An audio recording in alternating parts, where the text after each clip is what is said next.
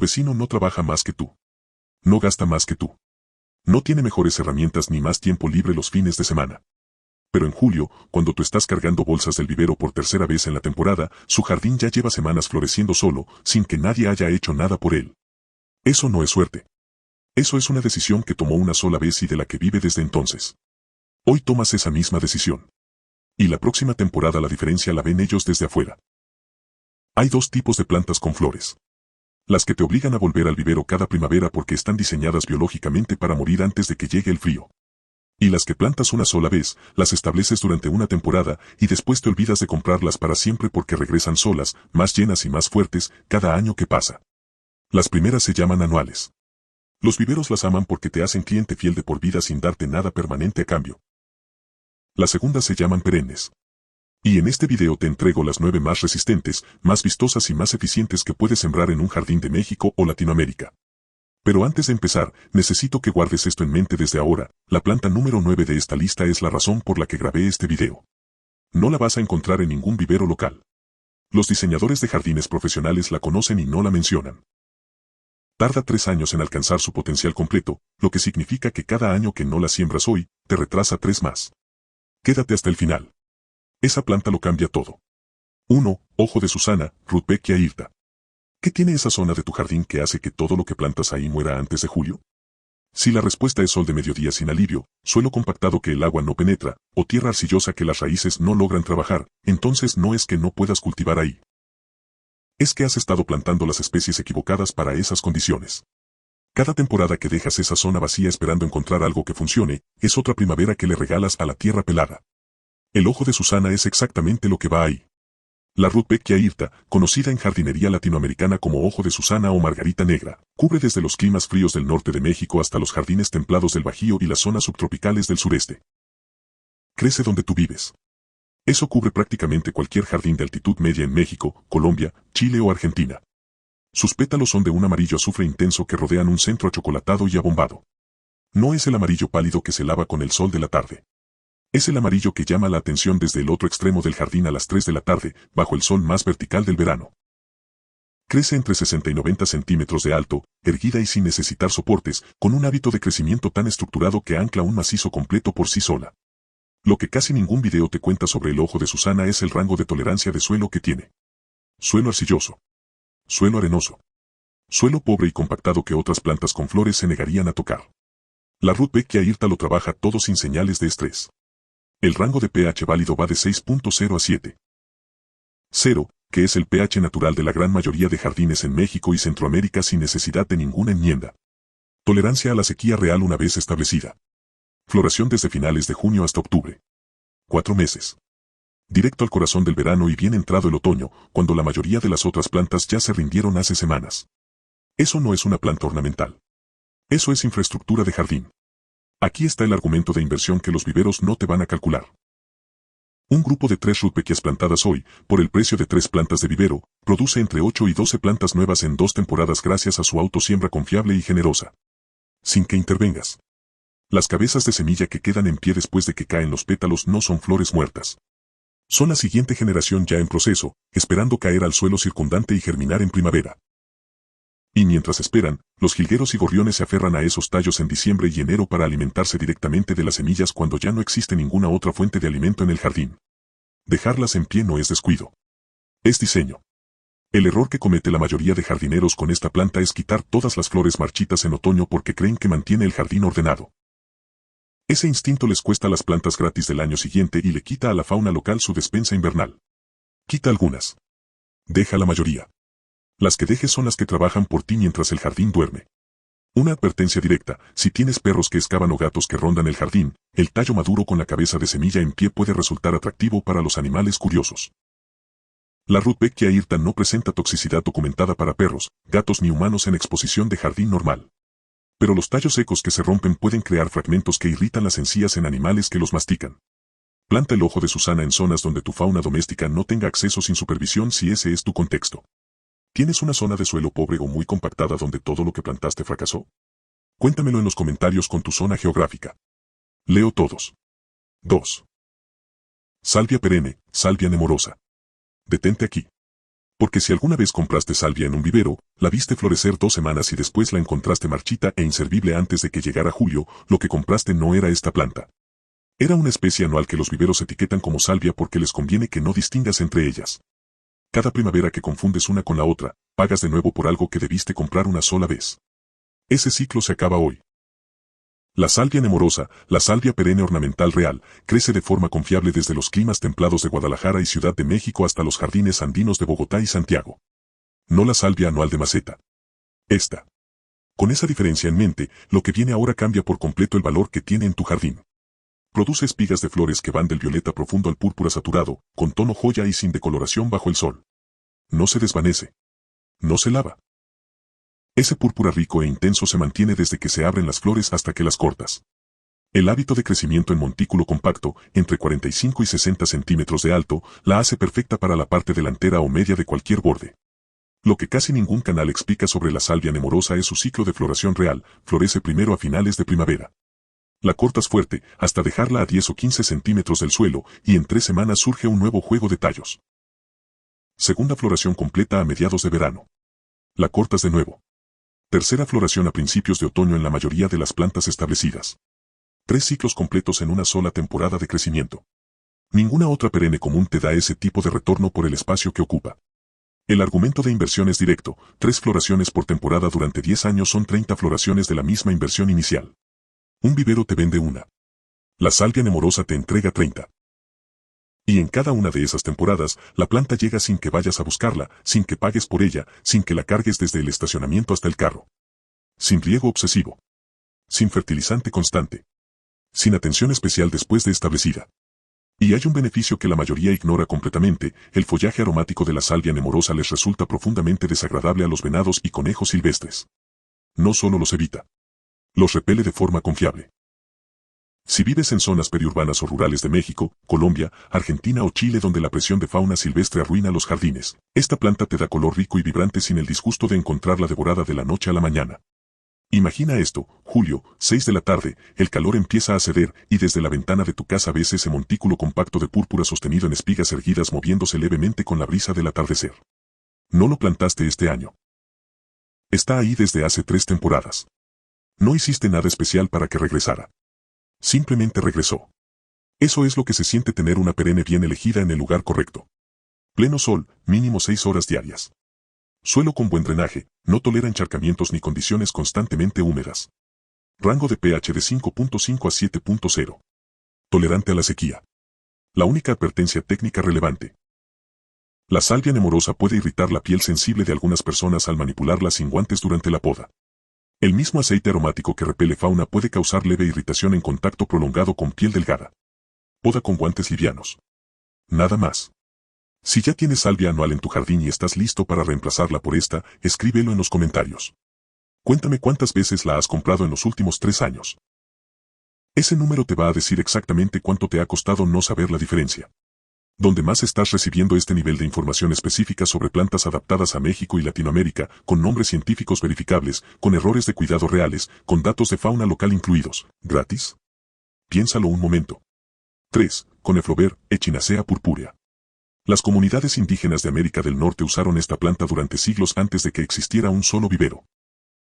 Hoy, la misma planta atrae mariposas monarca, mariposas cola de golondrina, jilgueros americanos y abejas melíferas al mismo tiempo, 4 meses seguidos, sin que hagas nada especial para lograrlo. Y lo hace en suelos que matarían a la mayoría de las otras plantas con flores. Eso no es jardinería ornamental. Eso es un ecosistema que construiste tú. La Echinacea purpúrea, conocida en México y Centroamérica como equinácea o coneflober, crece desde los climas fríos de Durango y Chihuahua hasta los jardines de altitud media de Colombia y Perú. Sin calefacción de invierno. Sin protección especial. Llega sola cada primavera. Produce flores con pétalos curvados hacia atrás que rodean un centro abombado de color bronce cobrizo que se vuelve más interesante arquitectónicamente conforme avanza la temporada. Los colores disponibles hoy van mucho más allá del púrpura original, naranja cálido encendido, rojo burdeos profundo, rosa pálido con centro ámbar, blanco crema puro, amarillo dorado y magenta rico. Todos comparten esa silueta inconfundible con el cono elevado que se lee claramente desde lejos y mantiene su interés visual incluso después de que caigan los pétalos. Aquí está lo que casi ningún video menciona sobre las cabezas de semilla que quedan después de la floración. Son más valiosas ecológicamente que las flores mismas. Los jilgueros americanos, esos pájaros de amarillo brillante que desaparecen de muchos jardines en agosto, regresan específicamente atraídos por las cabezas de semilla de la echinacea. Se aferran a los tallos secos y se alimentan directamente de los conos durante todo el otoño e invierno. Si cortas tus echinaceas en la limpieza de otoño, estás quitando una de las fuentes de alimento más importantes para las aves de tu jardín en los meses más fríos. Un solo grupo de echinacea purpúrea se expande por autosiembra confiable. En 5 años, esa siembra original cubre el triple de superficie sin que hayas gastado un peso más. Sin desoje adicional. Sin fertilizante especial. Sin atención fuera de temporada. Eso no es jardinería. Eso es dejar que la biología trabaje por tu presupuesto. Crece entre 60 centímetros y 1.5 metros dependiendo de la variedad. Pleno sol a sombra ligera. Tolera suelo arcilloso, arenoso y pobre sin enmiendas. pH del suelo 6.0 a 7.0. Tolerancia moderada a la sequía una vez establecida. El error de cuidado que le cuesta los mejores resultados a la mayoría de los cultivadores de echinacea es cortarla en otoño en lugar de a finales de febrero o principios de marzo. La estructura de los tallos en pie durante el invierno protege la corona de la planta de los ciclos repetidos de congelación y descongelación. En México y Centroamérica, donde el invierno es seco y no necesariamente frío extremo, esos tallos en pie siguen siendo el principal recurso de alimento para aves silvestres entre noviembre y marzo. Córtala en marzo. Nunca en octubre. La echinacea purpúrea no presenta toxicidad documentada para perros ni gatos en exposición de jardín normal. Es una de las plantas más seguras para hogares con fauna doméstica de toda esta lista. ¿Tienes jilgueros o algún ave similar visitando tu jardín en temporada seca? Si tienes echinacea y has observado aves en las cabezas de semilla, escríbelo en los comentarios. Esos datos son más útiles para esta comunidad que cualquier guía de jardinería. 4. Daylily hemerocalis. Esta planta está creciendo ahora mismo en terrenos abandonados de toda América Latina. Crece junto a bardas que nadie cuida. Crece alrededor de los cimientos de casas que llevan años vacías. Nadie la riega. Nadie la fertiliza. Nadie hace absolutamente nada por ella. Y regresa cada primavera y florece con la misma confiabilidad del primer año que fue plantada. Cuando le das incluso atención básica, la ubicación correcta y suelo decente, la recompensa te sorprende cada verano durante el resto de tu vida como jardinero. El hemerocalis, conocido en jardinería en español como lirio de un día, crece desde los jardines tropicales del Golfo de México hasta los climas andinos de Ecuador y Bolivia. En maceta, en borde, en ladera, en suelo pobre. La zona geográfica no es el límite de esta planta. La falta de información sí lo es.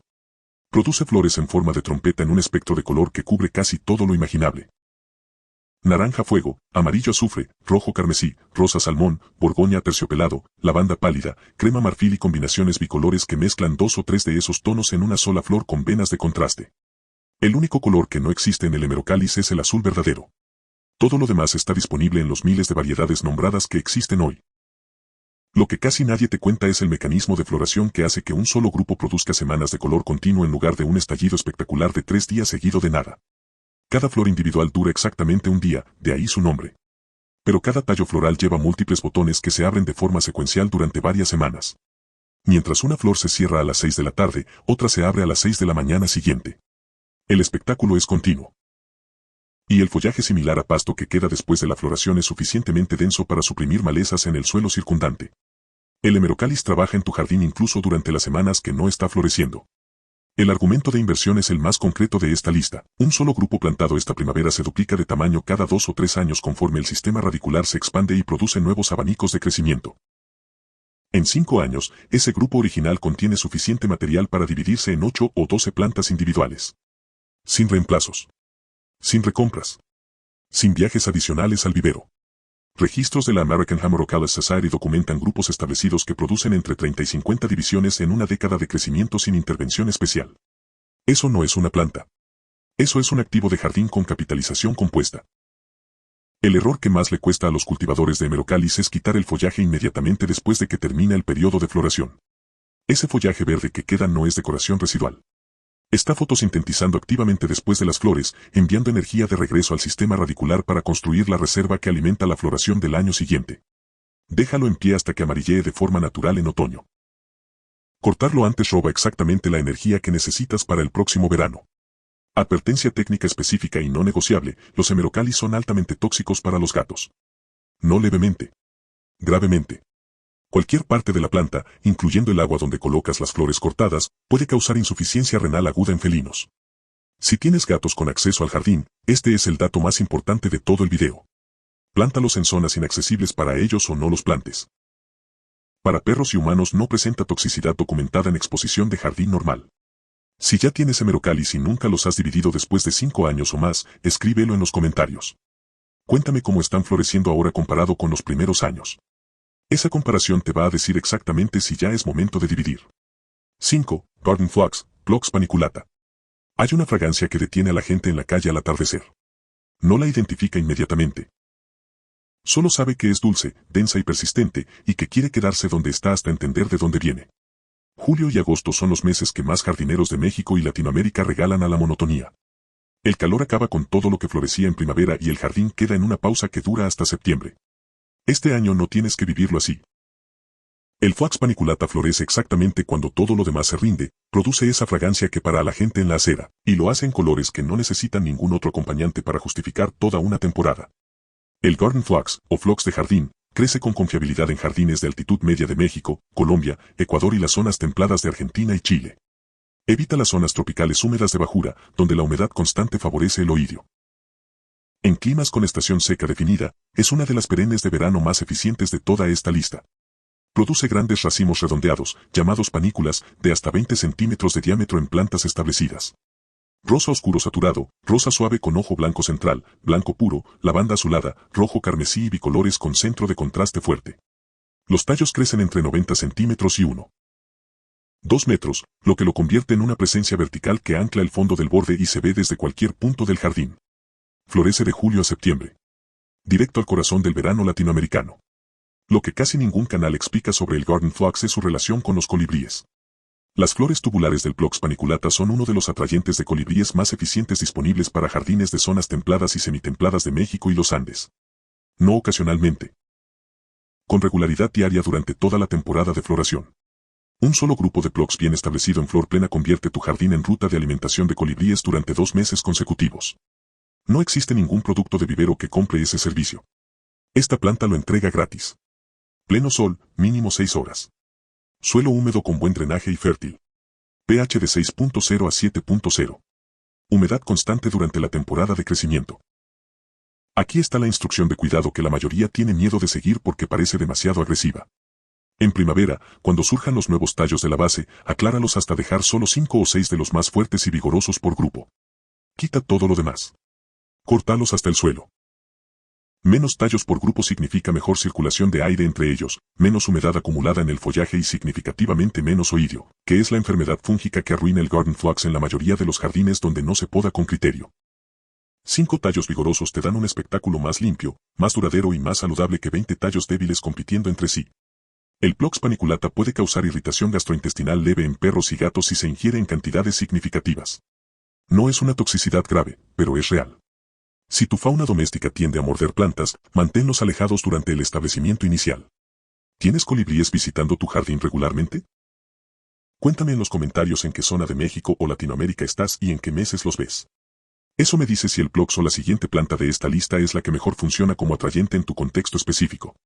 Las próximas 4 plantas son las que separan un jardín que funciona de uno que la gente fotografía sin pedirte permiso. Y antes de seguir, necesito recordarte lo que dije al principio, la planta número 9 de esta lista es la que ningún canal ha explicado todavía. La que ningún vivero local tiene en anaquel. La que tarda 3 años en alcanzar su potencial, lo que significa que cada semana que pasa sin sembrarla es tiempo que no puedes recuperar. 6. Russian Sage, Perovskia triplicifolia.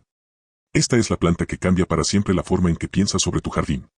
No porque sea la más colorida de la lista, sino porque destruye la creencia más cara que llevas años manteniendo como jardinero. La Perovskia triplicifolia, conocida en jardinería en español como salvia rusa o Russian Sage, crece de forma confiable en los climas áridos y semiáridos de México, la zona central de Argentina y las regiones de clima mediterráneo de Chile. Es exactamente la planta que los jardines secos del norte de México y las laderas áridas de los valles andinos llevan décadas necesitando sin saberlo. Produce tallos aromáticos de un blanco plateado casi luminoso, completamente cubiertos de diminutas flores azul lavanda desde mediados de verano hasta la primera helada fuerte. El efecto general es una nube aérea y viva de color azul plateado que se mueve con la brisa más ligera y atrapa la luz de la tarde de una forma que la mayoría de los jardineros describe como iridiscente. Crece entre 90 centímetros y 1.5 metros de alto. Floración desde julio hasta que llegue el frío. Una de las perennes de floración más larga y tardía disponibles en horticultura latinoamericana. Pleno sol. Esta planta lo exige completamente. Pero aquí está el dato que lo cambia todo: la Perovskea triplicifolia prospera en suelo pobre. No suelo promedio. No suelo enriquecido con composta. Suelo pobre, magro, seco, sin enmiendas. En suelo fértil y húmedo, los tallos se vuelven laxos, se doblan y la planta pierde toda su estructura. El suelo pobre no es el problema.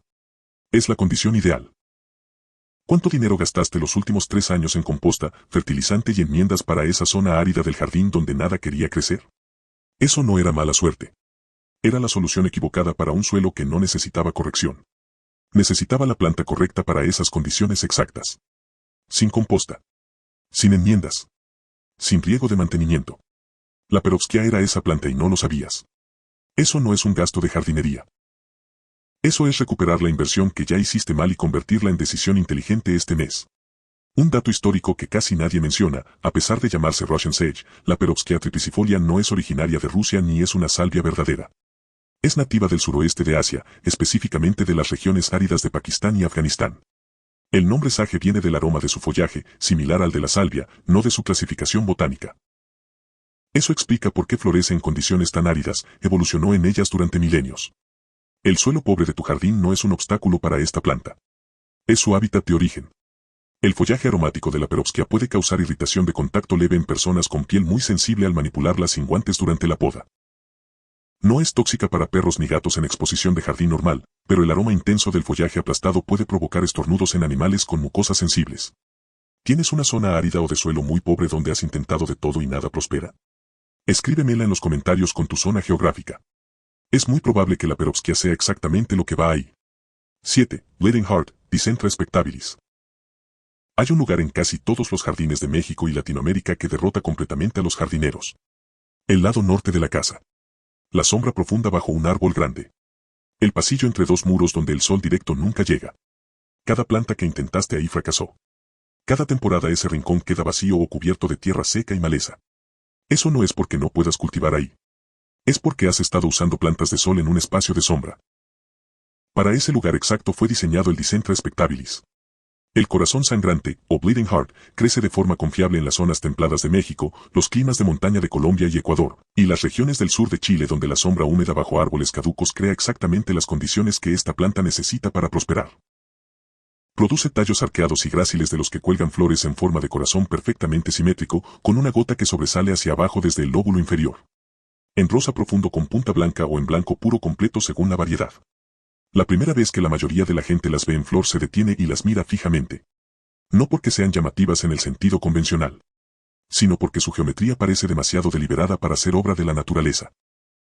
Florece en abril y mayo, llegando antes que la mayoría de las perennes se hayan despertado completamente del invierno. No marca el suelo. No lo contamina. No lo agota. Ocupa su rincón de sombra, florece con discreción y desaparece en verano dejando el espacio libre. Lo que casi ningún video te explica sobre el Dicentra spectabilis es su ciclo de dormancia veraniega. En climas templados y cálidos, el follaje empieza a amarillear y desaparece después de la floración. La planta parece haber muerto. No ha muerto. El sistema radicular está completamente vivo bajo tierra, acumulando energía para la temporada siguiente. El error más común que le cuesta la planta a los jardineros es desenterrarla en verano convencidos de que murió, o plantar algo encima que compita con las raíces dormants. No toques el suelo donde está el Dicentra después de que el follaje desaparezca. Márcalo. Espera. Regresa en primavera. Eso no es una planta difícil. Eso es una planta honesta con su propio ciclo de vida. El Dicentra spectabilis se establece lentamente durante la primera temporada pero produce divisiones confiables a partir del tercer año. Una corona establecida puede dividirse en 3 o 4 plantas nuevas sin dañar el sistema radicular central. En una zona de sombra que antes estaba vacía, eso significa cobertura completa con floración estructurada en 4 años sin costo adicional. Eso no es un rincón difícil. Eso es el hábitat ideal de una planta que trabaja en silencio. Advertencia específica y directa: el Dicentra spectabilis es tóxico para perros, gatos y humanos si se ingiere. Los alcaloides presentes en todas las partes de la planta, especialmente en las raíces y flores, pueden causar convulsiones y arritmia cardíaca en animales domésticos, y vómitos y espasmos en humanos. Si tienes mascotas que comen plantas o niños pequeños con acceso al jardín, planta el Dicentra en zonas con barrera física o elige una ubicación fuera de su alcance. Esta advertencia es real y no es decorativa. Si tienes esa zona de sombra que no logras resolver desde hace temporadas, descríbela en los comentarios: tipo de sombra, zona geográfica y qué has intentado plantar ahí. Los leo a todos. 8. Catmint, Nepeta Faaceni. Primero, lo más urgente, no. No es la planta que enloquece a los gatos. Eso es el catnip, la Nepeta cataria, una especie completamente diferente que produce el compuesto nepetalactona responsable de ese efecto en los felinos. La Nepeta Faaceni, que es la planta de jardín que describe este capítulo, no produce ese compuesto en concentraciones significativas. Ese malentendido lleva décadas costándole a esta planta su lugar en los jardines latinoamericanos. Los jardineros la evitan por miedo a un problema que no existe. Y mientras ese mito persiste, los jardines que podrían tener la cobertura de borde más eficiente y más atractiva de toda la temporada siguen vacíos o llenos de anuales que mueren. La Nepeta Faaceni, el catmint de jardín, crece con confiabilidad desde los climas semiáridos del norte de México hasta los jardines de altitud media de Colombia y Perú. Tolera la sequía, tolera el calor, tolera el suelo pobre. Pocas perennes de esta lista tienen ese rango de adaptación. Produce espigas de flores azul lavanda suaves sobre un follaje aromático gris verdoso en montículo compacto. El efecto general es una nube gentil de color fresco que se mueve con cualquier brisa y da la impresión de suavidad y abundancia sin necesitar mantenimiento constante. Crece de 30 a 50 centímetros de alto, perfecta para el borde delantero de cualquier macizo. Pleno sol a sombra parcial. Suelo con buen drenaje. Alta tolerancia a la sequía una vez establecida. Lo que casi ningún canal menciona sobre la Nepeta Faaceni es la densidad de polinizadores que atrae durante la floración. Los compuestos aromáticos del follaje son altamente atractivos para múltiples especies de abejas nativas de México y Centroamérica, incluyendo especies sin aguijón del género Melipona que son polinizadoras críticas para huertos y jardines productivos. Estudios de polinización en jardines urbanos de México documentan que un borde de catmint bien establecido aumenta la actividad de polinizadores en un radio de hasta 150 metros de distancia. Si tienes un huerto cerca del jardín ornamental, plantar catmint no es solo una decisión estética. Es una decisión de productividad.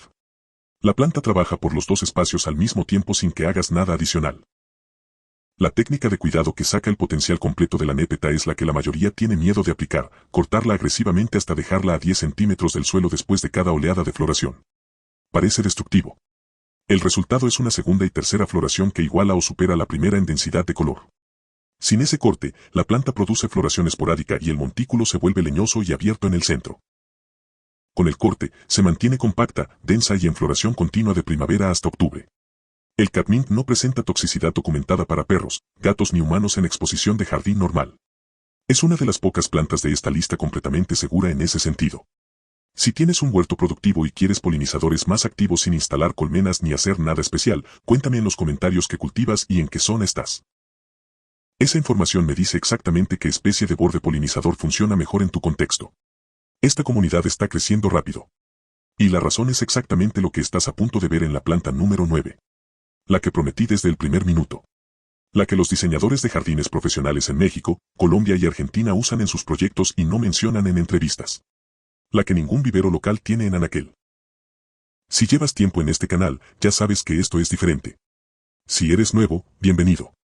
9. Baptisia australis. Esta es la planta número 9. Esta es la razón por la que grabé este video. Los diseñadores de jardines profesionales en México, Colombia, Argentina y Chile la conocen y la especifican en sus proyectos desde hace décadas. Los curadores de jardines botánicos la tienen en todas sus colecciones de perennes. El jardinero doméstico promedio nunca la ha visto en un vivero local porque los viveros locales no la tienen. No porque sea difícil, sino porque tarda 3 años en alcanzar su potencial de floración completo, y eso hace que sea imposible de vender como producto de vivero de temporada. Un vivero no puede cobrar por algo que no florece espectacularmente el primer verano. Tú sí puedes plantarlo. Y en 3 años tienes algo que ningún vecino que compra anuales cada primavera va a poder replicar en mucho tiempo. La Baptisia australis, conocida en inglés como falso índigo o false blue indigo, crece en jardines de clima templado y semiárido de México, las zonas de montaña de Colombia y Ecuador, y las regiones templadas de Argentina y Chile. No necesita cuidados extraordinarios. Necesita tiempo. Y ese es exactamente el recurso que los viveros no pueden venderte. Produce espigas altas de flores de un azul índigo profundo y saturado que es genuinamente raro en el mundo de las perennes. No azul lavanda. No azul violáceo. Azul índigo. El mismo azul que la mayoría de los jardineros pasa años buscando en otras especies sin encontrarlo. Después de la floración, se forman vainas decorativas de semilla de color gris carbón que permanecen en la planta hasta el invierno y agregan interés arquitectónico durante meses después de que terminan las flores. El follaje azul verdoso es denso, estructurado y atractivo durante toda la temporada. No solo durante las semanas de floración. Lo que casi ningún video te cuenta sobre la Baptisia australis es que es una leguminosa. Fija nitrógeno atmosférico en el suelo a través de bacterias simbióticas en sus raíces, exactamente como los frijoles y las habas. Eso significa que mejora activamente el suelo a su alrededor con cada temporada de crecimiento. En 5 años, el suelo donde está plantada tu Baptisia tiene un perfil de nitrógeno disponible significativamente más alto que el suelo circundante. Las plantas vecinas se benefician. Eso no es una planta ornamental. Eso es una planta que trabaja por el ecosistema completo de tu jardín mientras florece. El argumento de inversión de largo plazo es el más sólido de toda esta lista. Año 1 crece. Año 2 se establece. Año 3 lo cambia todo. Cada año sin la Baptisia en tu jardín es un año de retraso compuesto en ese ciclo. No hay forma de recuperar ese tiempo después.